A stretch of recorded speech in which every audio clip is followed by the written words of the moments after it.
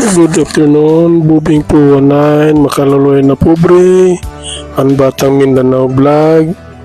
Continuous, onward tayo sa pagsiservisyo sa ating customers. Open po tayo hanggang 9 p.m. Ingat lang tayo mga idol at mag-pray kay God, bigyan ng sapat na pangangatawan at lakas, iiwas doon sa mga sakit. Bibigyan tayo ng sapat na lakas na loob ng pangangatawan. Inabati ko rin yung kababayan natin na sa ibang bansa.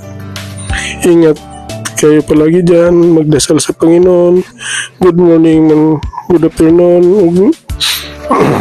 good evening man kung saan kayo naroon. Ingat lang tayo palagi, magdasal kay God.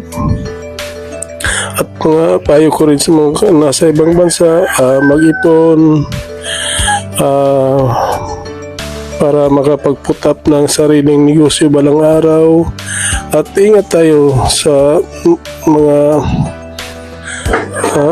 kailangan sundin natin yung mga utos ng amo dyan, yung tama lang, hindi yung masama, dahil tayo nangangumuhan. Kailangan be first before you complain. Kaya ika nga sa mga siragol na pagdasal din sa Panginoon, na iiwas tayo sa mga masasamang elemento at magdasal kay God lagi. Balik tayo sa ating buhay tindahan. Open po tayo hanggang alas 9 ng gabi. Tuloy-tuloy pa rin ang pagsiservisyo natin sa ating mga customers. At ingat lang na tayo palagi sa ating hanap buhay. Malusutan tayo sa mga elemento na may bit-bit na mga peking pera. Kailangan i-check natin yung pera